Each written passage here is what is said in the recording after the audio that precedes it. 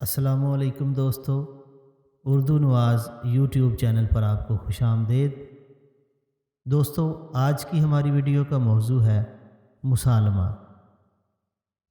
مشاعرے کی روایت عربی اور فارسی سے اردو میں آئی، لیکن اردو نے اس روایت میں بیش قیمت اضافے بھی کیے۔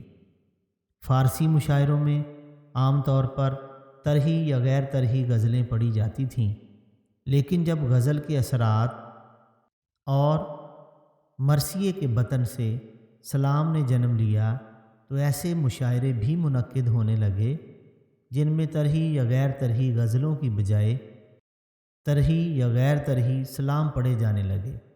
ایسے مشاعروں کو مسالمہ کہا جاتا تھا،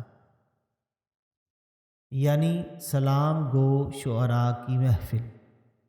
ماہ محرم میں جہاں مجالس عزا منعقد ہوتی ہیں، وہاں ادب دوست حضرات اکا دکا مسالمے کا اہتمام بھی کر لیتے ہیں۔ اس طرح مسالمہ ایک زندہ روایت کی صورت میں پاکستان میں موجود ہے۔ بہت شکریہ دوستو، امید ہے آپ کو یہ ویڈیو پسند آئی ہوگی۔